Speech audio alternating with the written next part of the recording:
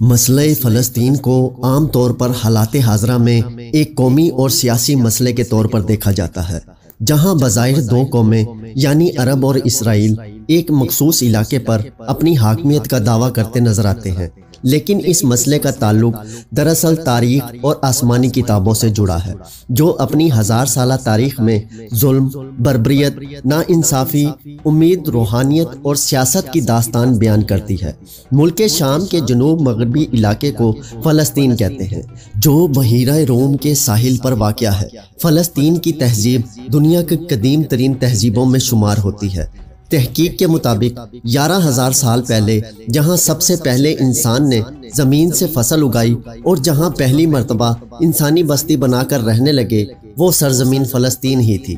فلسطین یعنی ارض مقدس کو یہود و نصارہ کی مقدس کتابوں میں سرزمین موعود کہا گیا ہے۔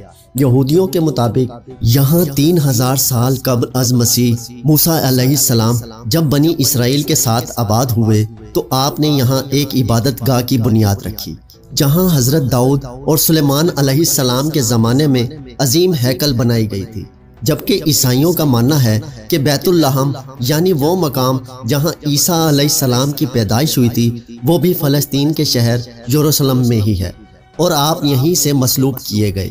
جبکہ اسلام کی بات کریں تو قرآن مجید میں اسے پاک سرزمین اور بابرکت مقام کہا گیا ہے، جس کی طرف رسول اللہ صلی اللہ علیہ وآلہ وسلم نے 16 یا 17 مہینوں تک رخ کر کے نماز ادا فرمائی۔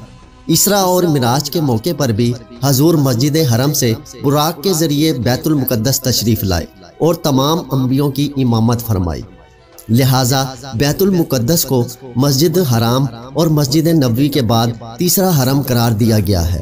سال 638 عیسوی میں خلیفہ ثانی حضرت عمر بن خطاب کی قیادت میں فلسطین کو فتح کیا گیا، جہاں اس وقت روم کے عیسائیوں کی حکومت تھی۔ حضرت عمر جب یروشلم میں فاتحہ کی حیثیت سے داخل ہوئے تو سب سے پہلے اس چٹان کے قریب ایک مسجد بنانے کا حکم دیا، جہاں نبی صلی اللہ علیہ وآلہ وسلم سفر معراج پر تشریف لے گئے تھے، اور اس مسجد کو ہم آج مسجد اقصیٰ کے نام سے جانتے ہیں۔ اموی دور حکومت میں عبد المالک بن مروان نے حرم شریف کے احاطے میں قوۃ الصحرا کی تعمیر کی، جسے اقصیٰ کے قریب ہی بنایا گیا تھا، اور اس کا شمار آج بھی دنیا کی خوبصورت ترین عمارتوں میں ہوتا ہے۔ تقریباً 500 سالوں تک ارض فلسطین مسلمانوں کی اختیار میں رہا، جہاں بربر اور عرب مسلمان آ کر آباد ہوئے اور اس زمین پر اسلام اور عربی ثقافت کا ایک گہرا اثر چھوڑا۔ لیکن سال 1099 عیسوی میں پہلی صلیبی جنگ کے نتیجے میں فلسطین اور شہر یروشلم پر صلیبیوں کا قبضہ ہو گیا، لیکن بہت جلد ہی اللہ نے ایک بہادر پیدا کیا جس نے صرف 16 سالوں کے اندر صلیبی قوتوں سے ٹکرا کر بیت المقدس کو آزاد کروایا، اور جسے دنیا آج صلاح الدین ایوبی کے نام سے جانتی ہے۔ اگلے 700 سالوں تک بیت المقدس مسلمانوں کے اختیار میں ہی رہی، جس پر مملوکوں اور پھر عثمانی ترکوں نے حکومت کی۔ جیسے جیسے خلافت عثمانیہ کمزور پڑنے لگی، یہودیوں نے فلسطین پر قبضہ اور مسجد اقصیٰ کی جگہ تیسرے ہیکل کو بنانے کے لیے پوری قوت لگا دی۔ دراصل ہیکل سلیمانی جو یہودیوں کی سب سے مقدس عبادت گاہ تھی، اسے بخت نصر اور پھر ٹائٹس رومی نے 2 مرتبہ مسمار کر کے تباہ و برباد کر دیا تھا اور یہودیوں کا خوب قتل عام کیا تھا۔ لہٰذا اب یہودیوں کا مقصد تھا کہ قیامت کے قریب انہیں تیسرے ہیکل کو دوبارہ تعمیر کرنا ہوگا اور فلسطین میں عظیم یہودی ریاست کا قیام کر کے ان کے مسیحا یعنی دجال کا ظہور ہوگا، جو پوری دنیا پر یہودیوں کی حکومت قائم کرے گا۔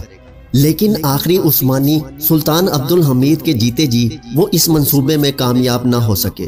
دراصل یہودی قوم سلیمان علیہ السلام کے بعد در بدر مختلف ملکوں میں پھرتے رہے اور 2000 سالوں سے ان کا کوئی اپنا ملک یا ریاست نہیں تھا۔ لہٰذا 19ویں صدی میں صہیونی تحریک کا آغاز ہوا، جس کا مقصد یہ تھا کہ دنیا بھر میں پھیلے یہودیوں کو فلسطین کی طرف بلایا جائے اور یہاں ایک یہودی ریاست قائم کی جائے، تاکہ یہاں ہیکل کی دوبارہ تعمیر ہو اور یہودیوں کو ان کا حق ملے۔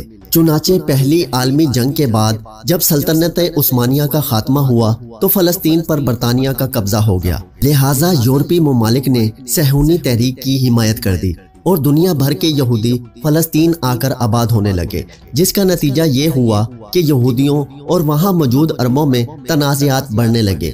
لیکن ایسی صورت میں UN نے فلسطین کا کنٹرول سنبھال لیا۔ یونائٹڈ نیشن نے فلسطین کو 2 علیحدہ ملکوں یعنی عرب فلسطین اور یہودی اسرائیل میں تقسیم کرنے کا منصوبہ پیش کیا، جبکہ یروشلم کو یونائٹڈ نیشن نے اپنی کنٹرول میں ہی رکھا، جہاں 3 بڑے مذاہب کی عبادت گاہ اور مقدس مقامات تھے۔ آخرکار 14 مئی سال 1948 کو اسرائیل وجود میں آیا، لیکن ارد گرد کے عرب ملکوں نے اسرائیل کو تسلیم کرنے سے انکار کر دیا۔ چنانچہ عرب اسرائیل جنگ کا آغاز ہوا۔ حیرانی کی بات تھی کہ اتنے سارے عرب ملکوں کے ہتھیاروں سے لیس فوج کو اکیلے اسرائیل نے شکست دے دی، اور ایک ایک کر تمام عرب ملکوں نے ہتھیار ڈال دیے۔ اب اسرائیل نے یونائٹڈ نیشن کے پارٹیشن پلان کے برخلاف ان علاقوں پر بھی قبضہ کر لیا جو فلسطین کا حصہ تھا۔ نتیجتاً 7 لاکھ فلسطینی مسلمان بے گھر ہو گئے۔ اس دن کو النکبہ یعنی تباہی کے دن سے یاد کیا جاتا ہے۔ سال 1967 کو ایک بار پھر عرب طاقتیں اور اسرائیل آمنے سامنے آئیں، جسے 6 روزہ جنگ یعنی 6 days وار کہا جاتا ہے۔ اس جنگ میں بھی یہودیوں کو زبردست فتح حاصل ہوئی، لہٰذا اب فلسطینی مسلمان ویسٹ بینک اور غزہ میں سمٹ کر رہ گئے۔ یہودیوں کی سازشیں یہی ختم نہیں ہوئی، بلکہ اس کے بعد بھی فلسطین کے علاقے پر اسرائیل قبضہ کرتا چلا گیا، جس کے رد عمل میں کئی تحریکی آرگنائزیشن اسرائیل سے لڑنے کے لیے سامنے آئیں، جس کا نتیجہ یہ ہوا کہ پچھلے 20 سالوں میں بے شمار خون ریزی، زمینی اور فضائی حملے اور قتل و غارت کا سلسلہ شروع ہو گیا، جو آج تک جاری ہے۔ مقبوضہ فلسطین کی زمین آج مسلمانوں کے خون سے لال ہو چکی ہے۔ معصوم جانیں روز ضائع ہوتی ہیں، فلسطین کی خواتین اور بزرگوں کا بھی کوئی لحاظ نہیں کیا جاتا۔ دوسری جانب عالم اسلام میں اس تمام صورتحال کے باعث شدید بے چینی اور مایوسی کی کیفیت پائی جاتی ہے۔ آج پوری دنیا کے مسلمانوں کا دل فلسطین کے مسلمانوں کے ساتھ دھڑکتا ہے، اور فلسطینیوں کا درد امت مسلمہ کا درد ہے۔ بطور امت محمدیہ ہمارا یہ فریضہ ہے کہ ہم فلسطین میں بسنے والے مسلمانوں کے حالات سے باخبر رہیں اور اپنے دل میں ان کے لیے درد رکھیں، جس حد تک ممکن ہو ان کی مدد کریں اور ان کی اخلاقی حمایت جاری رکھیں اور ان کے لیے دعا گو رہیں۔